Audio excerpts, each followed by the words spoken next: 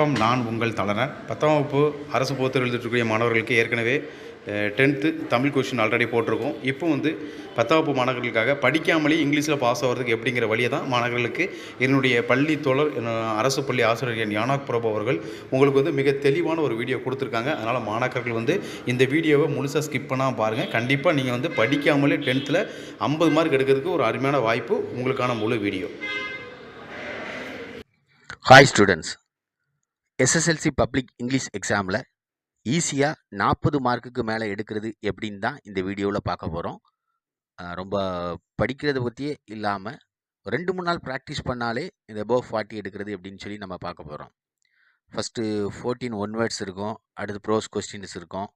Okay, அதெல்லாம் விடுத்து அடுத்து நம்ம போயம் கொஸ்டினில் 4 கொடுத்துருப்பாங்க.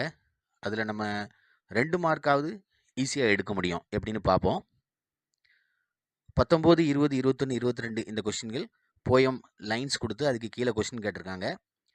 இதில் பொதுவாக மீ ஐ ரெஃபர் டு அப்படின்னா I refer to me refer to poet அப்படின்னு சொல்லி போட்டுடலாம். இப்படி ஒரு கொஸ்டின் இருக்கும். வி ரெஃபர் டு அப்படின்னு வந்தாலே சீக்ரெட் ஆஃப் த மிஷின் பாடத்தில் we refer to the machines அப்படின்னு சொல்லி ஆன்சர் எழுதிடலாம். இது போக அந்த போயம் லைன்லேருந்தே நம்ம அந்த கொஸ்டினுக்கு ஆன்சர் எழுதணும் அப்படின்னு சொன்னால் கண்டிப்பாக ஓரிரு மார்க்குகள் கிடைப்பதற்கு வாய்ப்பு இருக்குது. இப்போ உதாரணத்துக்கு இதில் 20வது கொஸ்டினில் பாருங்கள், வாட் இஸ் ஷீ ஸ்ட்ராங் அபவுட்னு இருக்குது. இதுக்கு ஆன்சர் அந்த ஃபர்ஸ்ட் லைனில் பாருங்கள், she is strong in her faith and belief. அந்த லைன் எழுதினாலே மார்க் விழுந்துடும்.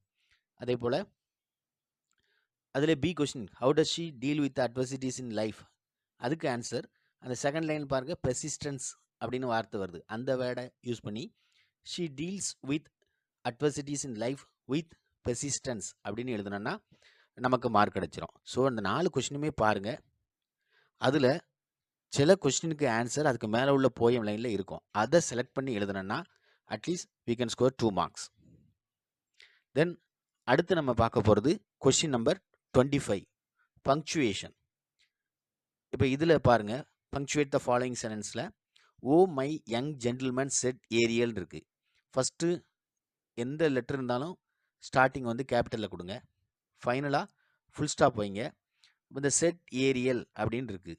இதை தவிர அதுக்கு முன்னாடி இருக்க வேர்டை ஃபுல்லாக, அந்த சென்டென்ஸை ஃபுல்லாக ஓ மை யங் ஜென்டில்மேன் அப்படிங்கிறத இன்வெர்டட் கமாக்குள்ளே நம்ம உள்ளே போட்டு, ஜென்டில்மேனுக்கு அடுத்து கமா போட்டோம், அடுத்து ஏரியல் ஒரு பேர் வந்துச்சுன்னா அதை கேபிட்டலில் கொடுத்தோம் அப்படின்னா 2 மார்க்ஸ் ஸ்கோர் பண்ணிடலாம். ஸோ பங்க்சுவேஷனில் 2 மார்க்ஸ். தென் அடுத்தது ரோடு மேப். இந்த ரோடு மேப்பில் எங்கே நிற்கிறாங்க அப்படிங்கிறத பாருங்கள். அந்த இன்டு மார்க் இருக்குது தான் எங்கே இருக்காங்க. அடுத்து எங்கே போகணும் அப்படிங்கிறத டு த கவர்மெண்ட் ஹாஸ்பிட்டல்னு இருக்குது. ஸோ அந்த கவர்மெண்ட் ஹாஸ்பிட்டலுக்கு போகணும். அப்போ ஃபஸ்ட்டு நம்ம மதர் டங்கில் யோசிச்சு பாருங்கள். நேராக நடக்கணும், இடது பக்கம் திரும்பணும், அதுக்கப்புறம் நேராக நடக்கணும், வலது பக்கம் திரும்பணும், கொஞ்சம் தூரம் போனோன்னா கவர்மெண்ட் ஹாஸ்பிட்டல் வந்துடும். ஸோ இதை பயன்படுத்தி கோ அகட், இப்போ ஸ்ட்ரைட் எழுத தெரில அப்படின்னா அகட்ங்கிற வேர்டு யூஸ் பண்ணலாம். டேன் லெஃப்ட்டுங்கிறதுக்கு பதிலாக டேக் லெஃப்ட் அப்படின்னு சொல்லி யூஸ் பண்ணலாம். அதுக்கப்புறம் walk for few minutes, then take right. இப்போ டேனுங்கிற வார்த்தையில் சில நேரம் ஸ்டூடெண்ட்ஸ் ஸ்பெல்லிங் மிஸ்டேக் பண்ணுவாங்க. ஸோ அந்த டேனுக்கு பதிலாக டேக்குங்கிற வேர்டு நம்ம யூஸ் பண்ணலாம். You will reach the place அப்படிங்கிறது கஷ்டமாக இருந்தால் you will find the place அப்படின்னு சொல்லி எழுதலாம். ஸோ ரோடு மேப்பில் 2 மார்க்ஸ் ஸ்கோர் பண்ண முடியும். அதுக்கு அடுத்தது போயம் அனலைசிஸ், கொஸ்டின் நம்பர் 35. நம்ம பேராகிராஃப்லாம் பார்க்கல, நேரடியாகவே நம்ம ஈஸியாக அதிலிருந்தே எடுத்து எழுதுறது மட்டும் தான் பார்த்துக்கிட்டு இருக்கோம். கொஸ்டின் நம்பர் 35ல் ஒரு 4 போயம் லைன்ஸ் கொடுத்துருக்காங்க. ஒரு ஸ்டான்ஸாக கொடுத்து கீழே ஒரு 5 கொஸ்டின் கொடுத்துருப்பாங்க. 4 கொஸ்டின். அந்த 4 கொஸ்டினில் ஃபிகர் ஆஃப் ஸ்பீச்சை தவிர மற்ற எல்லாமே நம்ம ஈஸியாக எழுத முடியும். இப்போ ரைமிங் வேர்ட்ஸ் அப்படின்னா அந்த ஸ்டான்ஸாவில் கடைசி லைன்ஸை வேர்டை பாருங்கள். ஃபஸ்ட்டு லைனில் ட்ரைவ்னு முடியுது, 2வது லைனில் லைட்டு, 3வது லைனில் டைவு, 4வது லைனில் ரைட்டு. இப்போ எதெல்லாம் ஒன்று போல் ரைமிங் இருக்குது அப்படின்னா ட்ரைவும் டைவும், லைட்டும் ரைட்டும். ஸோ இது ரைமிங் வேர்ட்ஸ். ரைமிங் ஸ்கீம் அப்படின்னா ட்ரைவ் வந்து ஏ, லைட்டு ட்ரைவுக்கும் சம்மந்தம் கிடையாது உச்சரிப்பில், ஸோ பி. டைவு ஏற்கனவே ரைமிங் வேர்டுன்னு பார்த்தோம், ஸோ ஏ. லைட்டும் ரைட்டும் ஒன்று போல் இருக்குது. அப்போது இதில் இருக்க rhyming scheme AB AB. Figure of speech பொதுவாக சீக்ரெட் ஆஃப் த மிஷின் போயத்துலேருந்து வந்தாலே அது வந்து பெர்சானிஃபிகேஷன் தான் ஃபிகர் ஆஃப் ஸ்பீச். ஸோ இதை விடுத்து கூட மற்ற நீங்கள் பார்த்தீங்க அப்படின்னா 4 மார்க் ஸ்கோர் பண்ண முடியும்.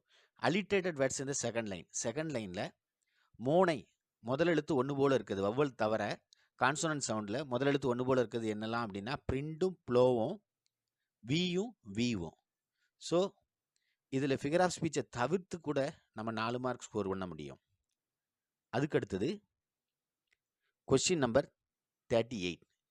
37 38 அப்படிங்கிற 2 ஆப்ஷன் இருக்கும். அதில் நீங்கள் பெரும்பாலும் 38 செலக்ட் பண்ணுங்கள். பேசேஜ் கொடுத்து அந்த பேசேஜ் கீழே 5 கொஸ்டின் இருக்கும். இது எஸ்ஆர் நோ டைப் கொஸ்டினை மட்டும் கண்டுபிடிக்க கஷ்டம், மற்றது எல்லாமே ஈஸியாக கண்டுபிடிச்சிடலாம். இப்போ ஃபஸ்ட் கொஸ்டின் இங்கே பார்த்தீங்க அப்படின்னா டிட் சிக்ஸாக்னு ஆரம்பிச்சிருக்கு. அப்போ இது எஸ்ஆர் நோ டைப் கொஸ்டின். மீதி உள்ள 4 கொஸ்டினுக்கும் அதில் இருக்கிற முக்கியமான மெயின் வேர்டை கண்டுபிடிங்க. அந்த மெயின் வேர்டு மேலே பேசேஜில் எங்கே இருக்குன்னு பார்த்து அந்த சென்டென்ஸ்க்கு முந்தின புள்ளியிலேருந்து அடுத்த புள்ளி வரைக்கும் எழுதுனேன்னா மேக்ஸிமம் நமக்கு இதில் 4லேருந்து 5 மார்க் எடுக்கிறதுக்கு வாய்ப்பு இருக்குது. அதுக்கடுத்து செக்ஷன் நம்பர் 4ல் அதில் கொஷின் நம்பர் 39 ஆட் அட்வர்டைஸ்மெண்ட் இருக்குது. இதுக்கு அவுட்லைன் மட்டும் போட்டிங்க அப்படின்னா அந்த பாக்ஸ் கட்டுறதுக்கே ஒரு பேஜ் எடுத்துக்கிடுங்க. அந்த பேஜ் ஃபுல்லாகவே ஒரு பாக்ஸ் வரைஞ்சிக்கிடுங்க. அடுத்து அந்த கடையோட ஷாப்போட நேம் மேலே கொடுக்கணும், கீழே அதனுடைய அட்ரஸ் கொடுக்கணும். அடுத்து ஒரு கேப்ஷர், ஒரு சூப்பரான ஒரு கேப்ஷன் ஒன்று கொடுக்கணும். அடுத்தது இதில் இருக்க ஸ்பெஷல் ஃபீச்சர்ஸ் எல்லாமே, இப்போ டாய்ஸ் கடை, eco friendly, non toxic, handy, buy one get one, discount 10%, இது எல்லாமே உள்ளே வர்ற மாதிரி அங்கங்கே வரைஞ்சிக்கிடுங்க. தென் அந்த டாய்ஸ் சில படங்கள் நீங்கள் வரைங்க. இது எல்லாத்துக்கும் சேர்த்து 5 மார்க் கிடைக்கும். ஸோ அட்வர்டைஸ்மெண்ட் வந்து ஒரு 5 மார்க் எடுக்கிறதுக்கான ஒரு ஈஸியான ஒரு கொஸ்டின். அதுக்கு அடுத்தது பிக்சர் எக்ஸ்பிளனேஷனில் ஒரு ரெடிமேடாக ஒரு 5 சென்டென்ஸ். உதாரணத்துக்கு the picture is beautiful, I like the picture, it's a morning time, it's a black and white picture, it is a meaningful picture. இப்போ இந்த 5 சென்டென்ஸை நம்ம ரெடிமேடாக படித்து வச்சுக்கிட்டோம்னா எந்த பிக்சர் வந்தாலும் எழுதலாம். அதிக மார்க் எடுக்கிறவங்களுக்கு சரியில்லை அப்படின்னு சொன்னால் மார்க்கு குறைப்பாங்க. பட் ஆவரேஜாக படிக்கிற ஸ்டூடெண்ட்ஸ்க்கு இதை எழுதினாலே 5 மார்க் போட்டுருவாங்க. அதுக்கு அடுத்தது summary writing, question number 43. Make notes or write a summary அப்படின்னு இருக்கும். பொதுவாக நோட்ஸை செலக்ட் பண்ணாதுங்க. ஏன்னா நோட்ஸ் வந்து அதில் இருக்க முக்கியமான வேர்ட்ஸை மட்டும் ஹைபனாக போட்டு எழுதுனா மார்க் கிடைக்கும் அப்படிம்பாங்க. ஆனால் அது ப்ரொசீஜர் கிடையாது. ரொம்ப ஸ்ட்ரிக்டாக வேல்யூவேட் பண்ணுறவங்க அதுக்கு வந்து மார்க் கொடுக்க மாட்டாங்க. ஸோ சமரி ரைட்டிங் அப்படின்னு சொல்லும்போது ரஃப் காப்பி இதில் இருக்கிறதுல பாதி வர்ற மாதிரி எழுதிக்கிடுங்க. அடுத்து ஃபேர் காப்பி, ரஃப் காப்பிலையும் பாதி வர்ற மாதிரி ஃபேர் காப்பி எழுதிக்கிடுங்க. Words in the summary, words in the passage and words in the Chamari.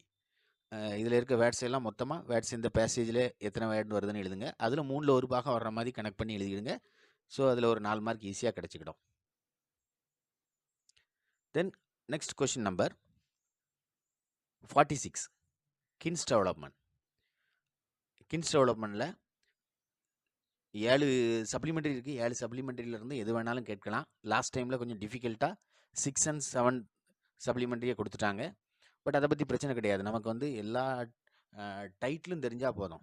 7 supplementary டைட்டிலையும் தெரிஞ்சு வச்சுடுங்க. டைட்டில் எழுதுறதுக்கு 1 மார்க், கடைசியில் மாரல் எழுதுறதுக்கு 1 மார்க்.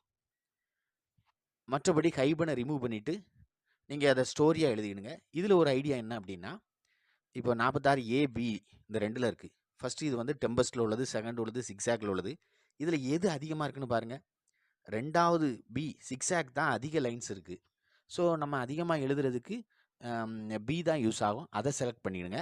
அடுத்தது இதில் நீங்கள் எக்ஸ்ட்ரா பாயிண்ட்ஸு கரெக்டான சென்டென்ஸ் எழுதணும்னா சில டைம்ஸில் கொஷின் நம்பர் 37 38ல் இதே டெம்பஸ்ட்லேருந்தோ சிக்ஸாக்லேருந்தோ கொஷின் கேட்டிருக்கலாம். ரீடிங் பேசேஜ் அண்ட் கொகிர் அண்ட் ஆர்டர். அதுலேருந்து நம்ம ஒருவேளை கேட்டால் அதை காப்பி பண்ணி உள்ளே எழுதிக்கலாம். இந்த சிக்ஸாக் கொஷின் அங்கேயும் கேட்டு இங்கேயும் இருந்துச்சுன்னா அங்கே இருக்கிற சென்டென்ஸ் எடுத்து நம்ம சிக்ஸாக்கு இங்கே பயன்படுத்திக்கலாம். அதே போல் டெம்பஸ்ட் அங்கேருந்து இங்கேயும் இருந்துச்சுன்னா அதை பயன்படுத்தி நம்ம இங்கேயும் எழுதிக்கலாம். ஸோ கின்ஸ் டெவலப்மெண்ட்டை நம்ம ஒமிட் பண்ணக்கூடாது. டைட்டிலுக்கு 1 மார்க், மாரலுக்கு 1 மார்க், மீதி இடையில உள்ள அந்த பேராகிராஃப்ஸ் 3 பேராகிராஃப்ஸாக ஸ்ப்ளிட் பண்ணி எழுதுறதுக்கு 6 மார்க்ஸ். ஃபைனலாக ரீடிங் பேசேஜ். இதுக்கு முன்னாடி 38ல் ஒரு ரீடிங் பேசேஜ் வந்துச்சு. இது வந்து ஜெனரல் ரீடிங் பேசேஜ். இதில் இருக்க 4 கொஷினுக்கு ஒவ்வொன்றுக்கும் 2 மார்க், 4 2 8 மார்க். இதையும் மிஸ் பண்ணிடக்கூடாது. சில ஸ்டூடெண்ட்ஸ் வந்து இது நமக்கு தெரியாது அப்படின்ட்டு விட்டுருவாங்க. அப்படி கிடையாது. கின்ஸ் டெவலப்மெண்ட்டும் அதே போல் ரீடிங் பேசேஜும் நம்ம தெரிஞ்சாலும் தெரியாட்டாலும் இதிலிருந்தே நம்ம எடுத்து எழுத முடியும். நம்ம 8 மார்க்கை வீணாக்குறோம்னு அர்த்தம். இந்த கொஷினை விட்டுட்டு வந்தோம் அப்படின்னா, ஒரு கொஷின் விட்டால் 2 மார்க்கு வீணாக போச்சுன்னு அர்த்தம். ஸோ எதையுமே நம்ம ஒமிட் பண்ணாமல் எழுதிடணும். ஸோ ஓவராலாக பார்க்கும்போது நமக்கு above 43 marks, full and full மார்க்லாம் எதுலையுமே கொடுக்கல. ஆனால் நம்ம இதை செஞ்சாலே போதும், படிக்காமலே அபோவ் 43 மார்க்ஸ் எடுத்துட முடியும். தேங்க்யூ. எல்லாரும் நல்ல மதிப்பெண் எடுப்பதற்கு வாழ்த்துக்கள்.